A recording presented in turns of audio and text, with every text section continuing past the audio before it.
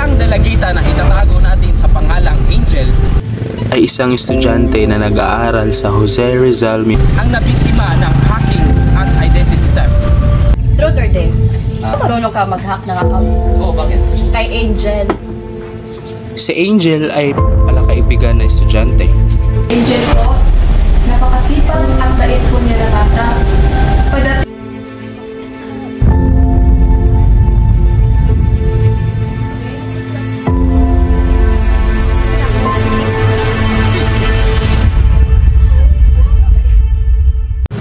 Isang dalagita na itatago natin sa pangalang Angel ang nabiktima ng hacking at identity theft at ginamit ang kanyang mga impormasyon sa di kaaya-ayang gawain. Ginamit ito upang manloko at manghingi ng pera sa kakilala nito. Noong Hulyo 2023 na nag-umpisang naghinala ang ating biktima sa di kahina-hinalang aktibidad sa kanyang online account. Noong Hulyo, nang dumulog sa ating otoridad ang ating biktima upang i-report ang mga nangyari. Samahan niyo ako sa pagtuklas ng katotohanan tungo sa paghahanap sa katarungan sa likod ng kasong ito. Magandang araw! Ako si Ian Carlo Muradilla at ito ang Istoryang Krimen.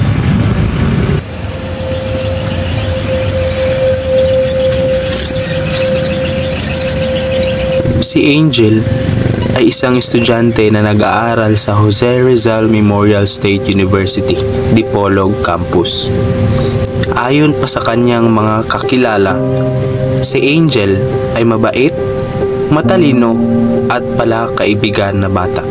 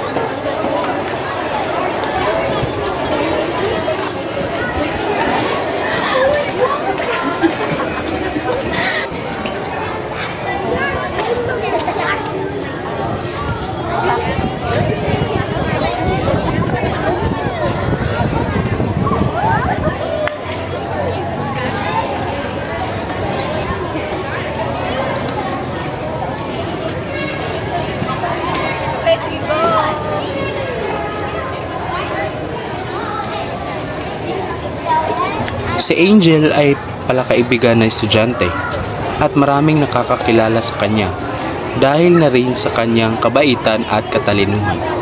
Marami ding nagkakagusto sa kanya dahil sa kanyang angking ganda. Si Angel po, napakasipag at bait po niya na bata. Pagdating niya po galing sa eskwela, diretso yan sa akin. Nilakapin niya ako, tapos natulungan niya ako sa mga gawaing bahay. Pagkatapos po, papasok siya sa kanyang kwarto at nag-aaral.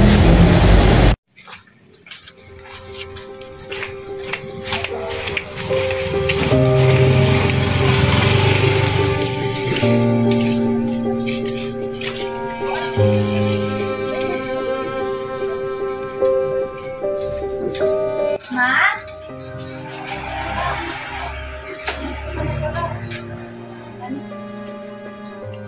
Kumusta ang eskwela? Okay. Bakit po? Ikaw talaga.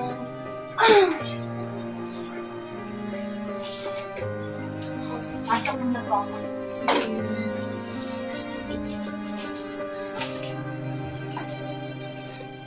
Nagsaing na po ba kayo, Nay? Wala pa.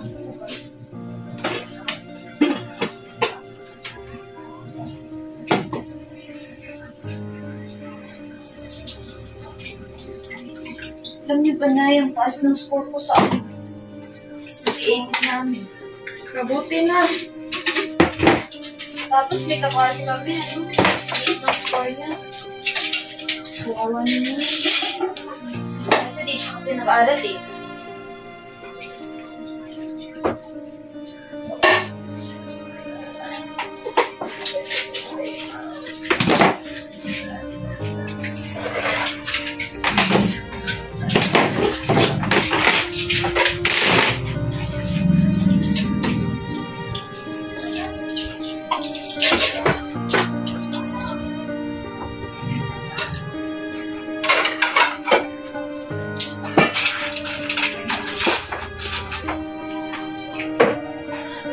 Mag-ano ka muna doon, matulog ka muna. Kasi alam ko kung ano. Oras ko tayo kakain. Mamaya, magluluto muna ako ng handaan. Simili na lang ba? Oo. Kasi may ano pa ko. May didinan pa ako sa assignment ko. Sige na. Lahat na.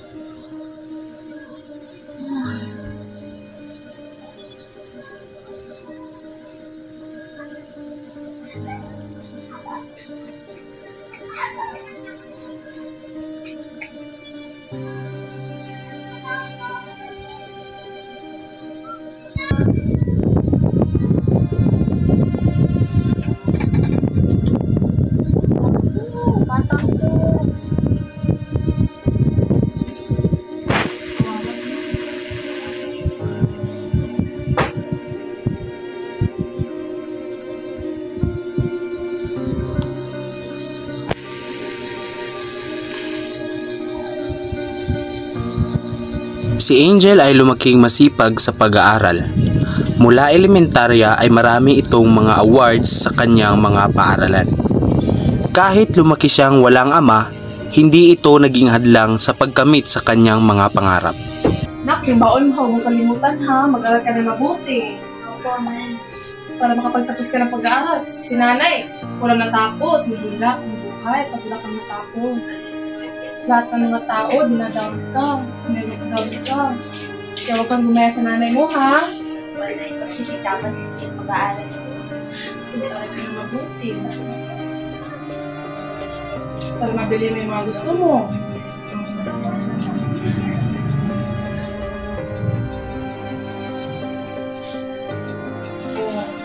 Yung baon mo, huwag mo kalimutan. Okay lang po pala. Okay lang. Manang-mana ka talaga sa akin. Salamat talaga. So, good morning class. Before we start our topic, let me introduce to you myself. I am Professor Morabilia, and before we start, can you differentiate between BGMP and Bucor? Ano ang kaibahan ng dalawa? Ikaw, Miss Reza.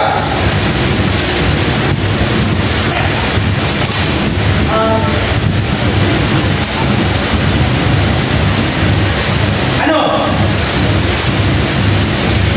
Hindi ka kasi nakikinig. Remain standing. Okay, Angel? So the differences between the BGMP and Bucor. The BGMP manages the provincial district jails and city jails. These facilities hold individuals that has less than sentences, or those individuals that are awaiting trial, while the Bucor manages the national prisons. These facilities hold individuals that are convicted of serious crimes and sentenced of 3 years or more. They are responsible for rehabilitation, safekeeping, and the custody of national offenders. Okay, very good. A round of applause, everyone. Yan dapat ang gayahin mo, Miss Reza. Hindi yung nakikipag-usap ka sa kanan mo. Ngunit, hindi talaga maiiwasan na may magkaroon ng inggit at galit ang iilan sa kanya.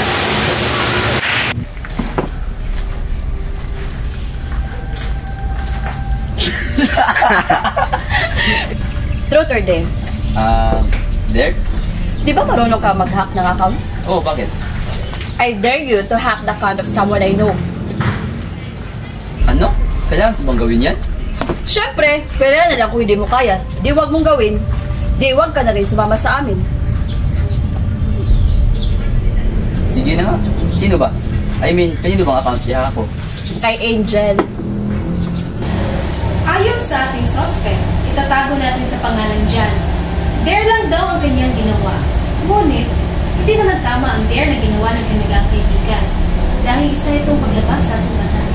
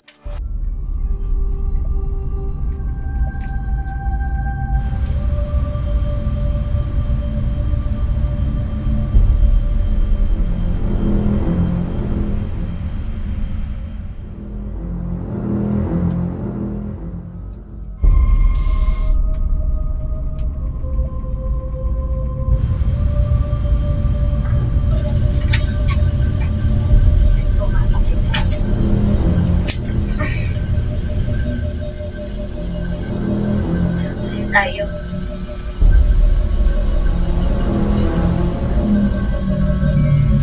Ayun, sir. Ma! Sira ba yung internet natin?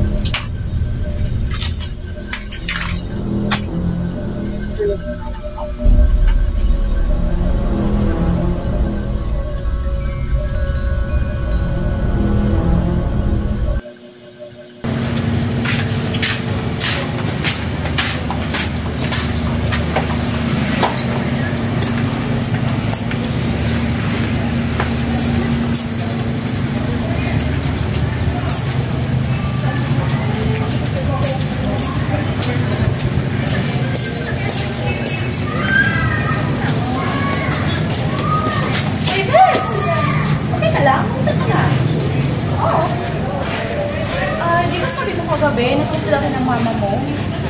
Mirang ka baka ng 10K para sa operation niya. Kaso nga lang, number ng tito mo yung ginamit mo. Ano? Wait, best ha, titignan natin. Check ko. Tingnan mo, nag-send talaga ako sa'yo ng 10K sa Gcash kagabi. Hindi, bes. Maaga ako natulog kagabi. Kasi parang sila yung internet namin sa bahay, kaya natulog na lang ako. Try mo kaya check sa cellphone mo, bes. Hala, ayaw ma-open ng account ko. Ayaw talaga, oh. Hala, bes. Baka nahack yung account mo.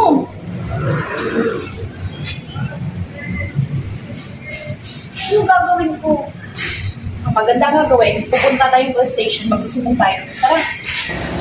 Noong alas 10 ng umaga sa July 4, nag-report ang ating biktima at kanyang kaibigan sa mga kapulisan patungkol sa nangyaring krimen na nagdagan. Pumunta dito ang ating kapulisan upang makipag-coordinate sa aming mga anti-cybercrime group. At doon namin na-trace ang number sa Gcash na ginamit ng suspect at nalocate namin kung saan siya nakatira. Noong mga alas 10 ng gabi, July 3, 2023, nag-message si Angel sa akin na pwede daw niya siyang humiram ng pera dahil nasa hospital daw ang kanyang mama at kailangan daw nitong operahan. Nung nag-send siya na number niya sa akin, naghinala ko kasi ibang number na binigay niya sa akin. Humiram siya sa akin ng 10K. Ang sabi niya, sa tito daw niya yun, kapatid ng kanyang mama. Kaya dali-dali ako nag-send ng pera sa kanya at huli na namin malaman na nahack na pala ang account niya.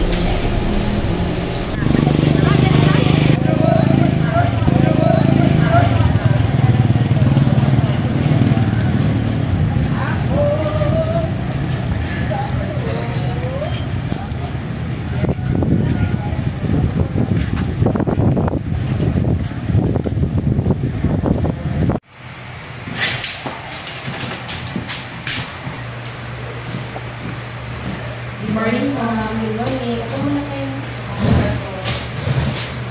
Magpa-file po sana ako ng complaint, ma'am. Bakit? Ano po nangyayari? Kagabi po kasi nag-chat sa Angel sa akin na hiram po na siya ng 10K. Eh, yun po pala, later namin nalaman na nahack po pala yung account niya. Akala ko, nasira lang po yung internet namin. Kasi masisend ko sana ako ng picture sa best friend ko na nag-aaral ako sa ano namin, sa subject namin sa secretary. Tapos, biglang may anomalya sa account ko, kaya akala ko kasi internet error lang yun. Kaya yun, hindi na ako na cellphone. Pinabukasan, sinalubo niya ako, sabi niya sa akin, chat daw ako na yung mama ko na hospital daw.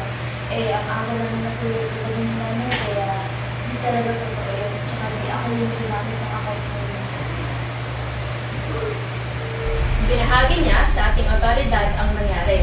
Ayon pa sa kanya, bigla na lang daw hindi niya nagamit ang kanyang online account or ang kanyang Facebook account at akala niya may problema lamang ito sa internet nila. Nalaman na lang niya kinabukasan na nahack pala ito dahil nag-message ang kanyang kaibigan kahit magkasama lamang sila. Agad naman itong inaksyonan ng ating mga operatiba mula sa anti-cybercrime group at kinuha lahat ng impormasyon na maaaring magamit para i-pin down ang ating suspect.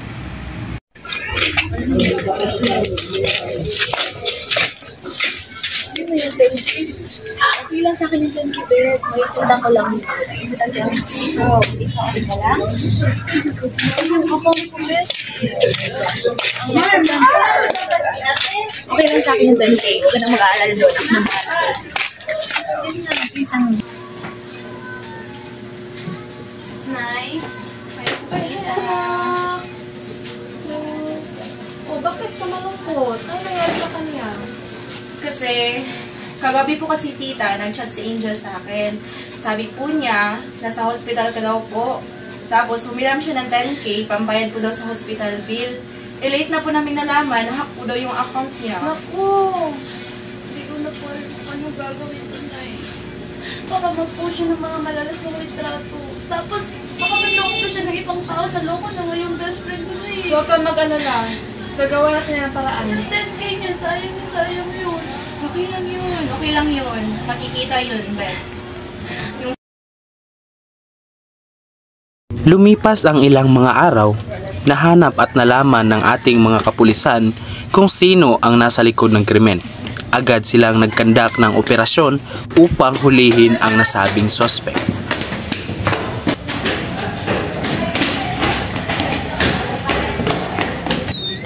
Daba, pulis! Tayo! Talikod! Load! Ikaw ay inaaresto sa salang identity theft. Ikaw ay may karapatang manahimik o magsawalang kibo. Anuman ang iyong sasabihin ay maaaring gamitin pabor o laban sa iyo ang anumang hukuman. Ikaw ay mayroon din karapatang kumuha ng abogado na iyong pinili. Kung wala kang kakayahan, ito ay pagkakaloob sa iyo ng pamahalaan. Naunawaan mo ba ito? Base sa statement ng ating suspect, dare lang daw o biro-biro ang kanyang ginawa. Hanggang sa nag-enter siyang manloko gamit ang account ng ating biktima. Hindi ko po intensyon na gawin po yun. Noong una, akala ko biro-biro lang. Pero gipit po kasi ako nun. Kaya naisipan ko pong manloko. Pasensya po sa nagawa ko. Pinagsisihan ko na po ang mga kasalanan ko kay Angel. Kay Angel, sana patawarin niya ako. Alam ko pong mali ang nagawa ko, kaya sana po mapatawad niya ako. Base sa ating mga operatiba, ang ating suspect ay maharap sa kasong computer-related identity theft.